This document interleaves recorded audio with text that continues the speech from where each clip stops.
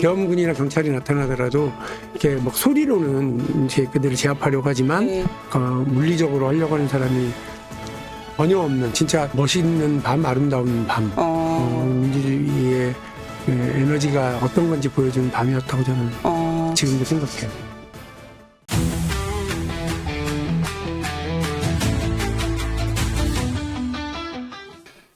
그래서인가요? 이제 이재명 대표 요 얘기 좀 해볼게요. 민주당 중도 보수론 얘기한 거.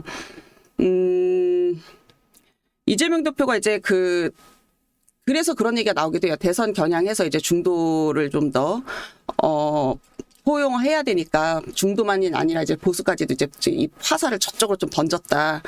그래서 뭐 중도 보수, 민주당의 정체성은 중도 보수라고 얘기를 했는데 여기에 대해서 의원님의 입장은 어떠세요? 뭐 민주당 중도 개혁 정도를 표방하잖아요. 네. 근데 실제 포지셔닝은 사실은 약간 보수적이죠. 제가 볼 때는.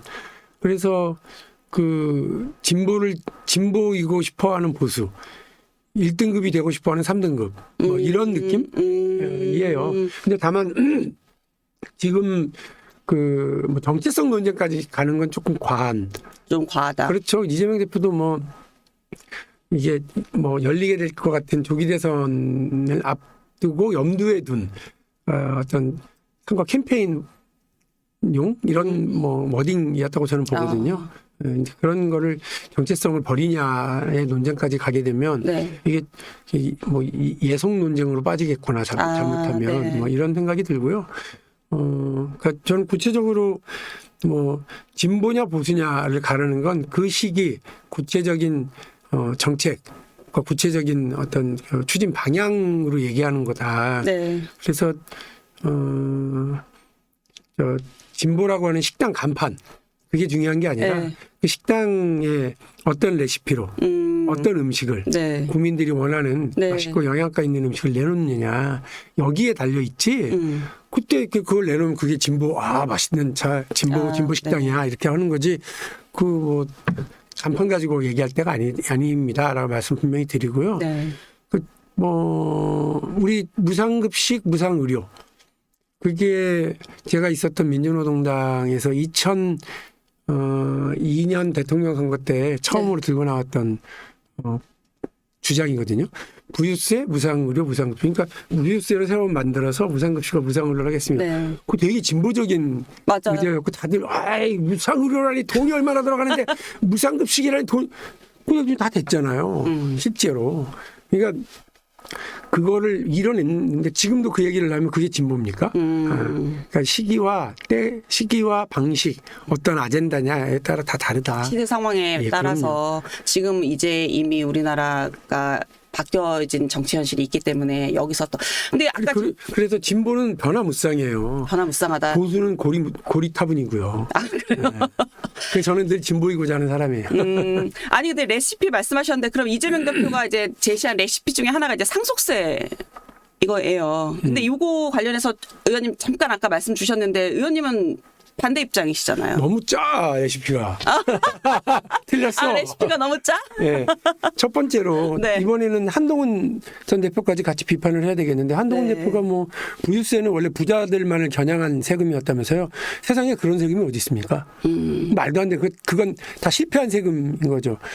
부유세를 부자들을 향해서만 겨냥했던 세금이라고 그러면 이승만 때 부유세가 90%였어요. 부유세란다. 그 상속세가. 저기 박정희 때 70%예요. 그러면 그 이승만 정부, 박정희 정부는 부자들한테 화적대 정부예요? 다 뜯어가야 되는? 그런 게 아니고 세원 마련을 위해서 원래 세금이라고 하는 국가 재정을 위해서 세원 마련을 위해서 소득이 있으면 세금이 있는 거예요. 소득 있는 곳에 세금이 있다. 갑자기 어머니 아버지가 이제 다 돌아가 상속이 됐어. 나에게 소득이 생긴 거잖아요. 그 소득에 대한 정당한 세율이 어떻게 되느냐? 어떤 때는 90%, 어떤 때는 70%예요. 대한민국은 60%, 50%라고 하지만 실효세율로 보면 41.4%밖에 안 돼요. 미국보다도 낮아요. 실효세율로 봐야죠. 이재명 대표가 얘기한 방식대로 상속세를 이제 뭐 개정하게 되면 거기에 해당하는 사람 한 10,000명이에요. 네. 그 10,000명 정도의 세금을 뭐 상속세를 깎아주는 걸로 자 어떤 효과가 있을 수 있을까요? 1. 그 내수가 더 확보되나요? 내수 진작이 되나? 우리 보통 세금 가지고 내수 진작으로 연결하거나 R&D 투자로 연결하거든요. 근데 그런 게 보일 수가 없잖아요. 아파트 값에 따른 예를 들면 세금을 자기가 내야 될 걸 줄여서 내는 것이 뿐이지. 네. 다시 말해서 세 수만 줄어드는 거예요. 그렇게 되면 지금 25만 원 나눠주자고 하는데 돈이 없어요. 작년 엄청나게 세원이 줄어가지고 돈이 없어. 맞아요. 그러면 빚내자는 거잖아요. 빚내서 25만 원 나눠주면 그 빚은 누가 갚아요? 2030 미래 세대가 갚아야 돼요. 네. 2030 미래 세대에게 더 좋은 정책했다고 얘기하면서 한쪽으로는 겨우 10,000명 세금 깎아준다고 해서 더 부담을 안겨. 이게 무슨 말이 됩니까? 근데 갑자기 숟가락 들고 나타난 한동훈은 여기서 내가 저 표를 더 얻어야 된다고 생각하고 계산 잘못해서 그 정말 얄팍한 계산에 그 상속세 숟가락을 얹어. 이러면 안 되는 거예요. 정치 지도자라고 하는 사람들은 국가의 미래 20년 30년 뒤에 어떤 뭐 재정 문제 미래 세대가 부담을 해야 되는 것들까지 다 고민해야 되고 국가의 중요한 세원에 대해서 이렇게 갑작스럽게 변경해 나가는 게 적절치 않다. 다만 조세 정책은 국가가 경제 발전을 위해서 경제의 어떤 진작 차원에서 더 거둘 수도 있고 덜 거둘 수도 있어요. 네. 근데 그 효과가 무엇인지를 명확하게 하지 않고 득표 효과만 생각을 하면 큰일이다. 반대합니다. 반대한다. 지금 제가 여쭤보려고 했는데 지금 의원님 말씀을 해주셔서 이 대표가 이 상속세 개편 주장하는 이유에 대해서 이제 뭐 일각에서는 문재인 정부 때 이 부동산값 폭등하면서 소위 말해 이제 마용성 한강벨트 거기에서 이제 민주당이 졌잖아요. 그렇기 때문에 이제 이 지역 아파트 가지고 있는 사람들 마음을 좀 얻으려는 전략이다 이렇게 얘기를 하고 있는데 일단 그러니까 뭐 그 자체가 표를 세보면 사실은 한 10,000명 정도. 계산을 해보면 10,000명 정도가 그렇게 해당이 될 거란다 이런 계산도 있어요. 네. 많지는 않을 거예요.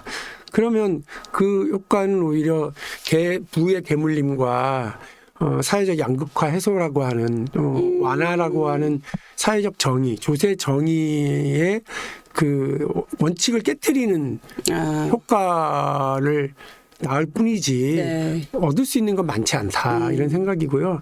지난번 페이는 네. 그 당내 어떤 뭐 화합을 제대로 이뤄내지 못한 데에도 있고요. 네. 또 중도층을 더 확장하지 못한 데도 있고요. 우리가 뭐 이른바 국민의힘 지지층을 더 많이 가져오지 못한 데도 있고요. 다양하게 많아요.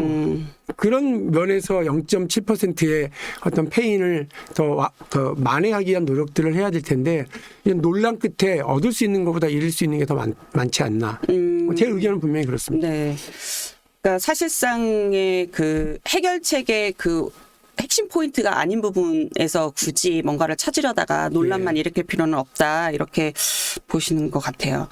그 민주당이 국정협의회 보이콧 네 하고 있는데 이게 이제 뭐 최상목 권한대행이 마은혁 후보자 임명하는 게 이제 먼저라는 입장이에요.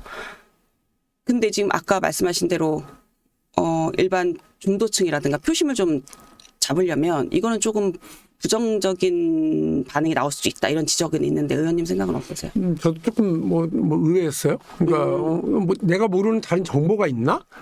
다른 이유가 있나? 왜냐하면 저는 이제 뭐 국회에 있는 것도 아니고요. 네. 당 정보는 거의 차단되다시피 한 상태 일개 당원이니까 네. 언론을 통해서밖에 볼 수 없고요. 그 깊은 속뜻은 잘 모르겠어요. 그 최상목 권한대행을 인정하지 않겠다라고 해서 그 이유가 이제 마은혁 임명권인데 그거랑 이렇게 무리하게 연결하는 게 맞나? 그리고 예를 들어서 마은혁 재판관이 임명되면 그게 민주당한테 유리할지 국민의힘에 유리할지 지금 아무도 모르거든요. 그 심판 그 형의에 참여할 건지 네. 참여하지 않을 건지 아무도 모르고 참여해서 어떤 결론을 얻을지도 아무도 모르는 거란 말이에요. 오히려 갈등만 더 높일 수도 네. 있다고 하고 불복 심리만 더 강화시킬 수도 있다고 하고 더 늦어질 수도 있고 현재 판결이 더 늦어질 수도 있고. 네. 그게 뭐지? 잘 모르겠어요. 의외였어요. 의외였다. 의원님 그 계엄 선포 때 국회 달려가셨잖아요. 네. 그거 듣고 바로 달려가셨다고 이제 들었는데 네. 당시 거기서 이제 어쩐 연설도 좀 하고 하시는 영상을 제가 봤는데 내가 저 본회의장 안에 있어야 되는데 이런 생각 좀 하시면서 내 자리는 저곳인데 국회 정말 가기 싫어서 그게 예전에 선배들이 네. 야, 내가 국회의원 떨어지고 나서 네. 국회에 꼴보기 싫어가지고 몇 년째 안 갔다 이런 얘기 많이 하시더라고요. 근데 저도 별로 가고 싶지 않더라고요. 아 그래요. 쫓겨난 직장, 쫓겨난 진짜. 건물도 보고 싶지 않은 이런 느낌? 그런 게 있었어요. 아, 근데 그날 처음 갔어요. 처음 갔다. 처음 갔고 그런 거 다 생각 없이 가야 되겠다라고 생각하셨어요? 예. 뭐 집에서 있느니 계엄이 선포됐다고 하니 탱크도 와 있을 테고 탱크 위에 올라가서 지랄 난리를 하면 치다 가면 잡혀가야지 그런 생각으로 갔는데 탱크도 없고 예전에 운동하실 때 생각나신 거 아니야? 학생 정말 총학생 빨리 대응해야 된다라는 생각만 빨리 대응해야 갔는데 된다. 네. 그 앞에서 이제 한 그때는 한 100명 200명 정도가 이렇게 정문 앞에 서성이고 모여 있는 정도였어요. 네. 저도 서성이고 이제 있는데 마주치는 시민들이 의원님 빨리 들어가서 표결하셔야 돼요. 저 국회의원 아니에요. 그러는 과정이 몇 번 있었어요. 사람들이 날 알아보고 걱정하는구나. 그러면 저 안에서는 알아서 잘하겠지. 계엄군이 투입되더라도 알아서 잘 맞겠지. 네. 계엄군이 문 열고 들어가지 못하도록 여길 지키는 게 중요하겠구나라는 생각은 당연히 했고 뭐 사람들한테 얼굴도 팔렸겠다. 그리고 뭐 옛날에 한 가닥 했겠다. 네. 뭐 집회 주도 정도의 안에 네. 하겠지 하고 시작을 했어요. 집회 주도를 해서 사람들 모아가지고 한 200명 정도가 모여서 이제 막 하는데 정말 돌아가면서 자유 발언하고 그러는데 감동적인 얘기도 많이 하시고 안산에서 5만 원 택시 대절해서 왔다. 광명에서 차 타고 왔다. 오늘 밤 나 여기 지킬 거다. 그리고 저 미친 놈들 가만두면 안 된다. 그러면서 정말 민주 시민들 이렇게 대단하구나 많이 느꼈고요. 그날 이제 막 구호 외치고 노래도 같이 하고 뭐 연설도 돌아가면서 하고 막 그걸 주도하고 있는데 목이 너무 아픈 거예요. 근데 이렇게 한마디 한마디라는 게 막 목이 막 잠기고 그러니까 있는데 그때 마이크도 있는 상황이 마이크 아니니까 없었어요. 완전히 생목으로. 이제 생목으로 해야 되는 상황이잖아요. 그래서 내가 나이 먹었구나. 옛날에는 1000명 앞에서도 생목으로 했는데 이렇게 하고 있는데 옆에 그 무장 헬기가 네. 그 특전사들 태우고 다다다다다다다 막 가는데 네. 저공비행으로 지나가는데 깜짝 놀랐어요. 그때는 이제 섬뜩하더라고요. 대한민국에서 이런 일이. 그때 이제 막 진입해 들어가는 걸 보면서 근데 몇몇 분들이 이제 특전사가 지금 들어왔단다. 우리 빨리 들어가서 같이 막아야 된다 그러길래 저는 그렇지 않다. 그분들한테 여기 이 자리를 지키는 게 중요하고 여기가 2024년 80년 광주 도청입니다. 여기를 지키는 게 중요합니다. 안에는 우리 의원들이 잘 하실 거예요. 국회 직원들도 있고 보좌관들도 있고 지킬 겁니다. 여기를 지켜서 들어갈 수 없다라고 하는 거, 시민들이 모여 있다라고 하는 거 보여줘야 된다. 여기를 지킵시다. 다들 또 몇 분은 들어가자고 하는데 네. 대부분이 동의하셔서 그 자리를 지킬 수 있었어요. 고맙게 생각하고 또 그날 이제 힘들었던 게 한 3분의 1 정도는 술 한잔 하다가 오신 분들이 있었어요. 그 시간대가 네. 그러니까 막 술자리 막 하다가 우다다가 네. 와서 지키려고 속보 보고 이제 막 오셨을 막 분들이 울기도 하고 울기도 정말 하고. 정말 그분들이 막 격정적으로 막 그래서 그분들한테 이렇게 잘 자제시키는 거 하나. 두 번째로 모든 분들한테 부탁했던 게 경찰하고 굳이 불필요하게 막전하지 마라. 감정적 싸움할 필요 없다. 그다음에 계엄군을 보더라도 괜히 때리거나 그럴 필요 없다. 이들도 그냥 우리 아들들이고 이들도 그냥 어떻게 보면 피해자니까 우리가 우리 편으로 해야 될 것 같다. 불필요한 대립이나 이런 게 생기면 오히려 안 좋을 것 같다. 이제 다들 정말 질서 자체 잘 지키시고 계엄군이나 경찰이 나타나더라도 이렇게 막 소리로는 이제 그들을 제압하려고 하지만 말로는 하려고 하지만 물리적으로 하려고 하는 사람이 전혀 없는 진짜 멋있는 밤, 아름다운 밤, 민주주의의 에너지가 어떤 건지 보여주는 밤이었다고 저는 지금도 생각해요. 최근에 말씀 중에 민주주의가 정확한 제가 그 워딩이 생각은 안 나는데 민주주의가 역행하는 거를 막아야 된다는 말을 굉장히 말씀하시더라고요. 역진 불가능한 민주주의 승리 역진 불가능한 민주주의 만들어야 된다. 다시는 이런 일이 있을 수 없다라고 하는 걸 보여줘야 되고 그걸 최종적으로 정치적으로 확인하는 건 다음에 열릴 탄핵 이후에 열릴 조기 대선에서 국민들이 승리하는 거, 네. 민주진영이 이기는 네. 거라고 말씀드립니다. 이게 지금 그 윤 대통령 탄핵 심판 이제 변론길 끝나고 3주만 앞둔 상태잖아요. 예. 이게 인용이 되든 기각이 되든 이 광장은 쫙 갈라져서 둘로 나눠져 있을 거란 말이에요. 네. 이럴 때 그 계엄 때 의원님이 이제 뭐 광장에서 질서 유지도 하고 뭐 민심도 좀 한 대로 모으고 했었지만 이 지금의 이 둘로 쫙 갈라진 상황에서는 어떤 역할을 할 수 있을까요? 정치권에서 의원님을 포함한 정치권에서. 대통령 선거의 최대 화두는 국민 통합이 될 거예요. 네. 뭐 내전하자 이런 사람이 나올 가능성은 제로기 때문에 네. 그 국민 통합이 될 거고 그거를 놓고서 개헌, 그다음에 국민 통합의 구체적인 조치, 네. 정치 이게 다 정치로부터 유발된 일이니까 정치관계법의 개정, 선거법의 개정 이런 것들까지 폭넓게 고민하고 제안하고 해야 된다고 봅니다. 국민 통합을 위한 우리의 숙제는 뭐고 해법이 뭐다 네. 이런 거를 정확하게 하는 사람이 당선될 거예요. 저희 나는 정치이다 이 공식 질문이에요. 마지막 질문인데 네. 박용진 의원님에게 정치란 무엇일까요? 세상을 단 1cm라도 바꾸는 일이라고 봐요. 저 진보정당에 있을 때 행복했거든요. 정말 힘들었지만 뭐 집에 정말 뭐 돈 한 푼 갖다 주지 못하고 일주일에 3만 원 받아가면서 일할 때도 행복했어요. 그 당을 만들었어도 행복했고 원내 진출했을 때 펑펑 울었고 나는 국회의원이 안 되는 상황이 이렇게 16년 동안 지속이 됐지만 16년. 네, 저는 국회의원 처음 도전할 때가 28살, 9살 때였고 16년 만에 됐거든요. 그럼에도 불구하고 행복하게 그때를 기억해요. 근데 이제 민주당으로 통합을 하는 통합에 몸을 잡게 된 가장 결정적인 이유는 사랑한다면 그 사랑을 실현하고 보여줘야지라고 하는 생각이었어요.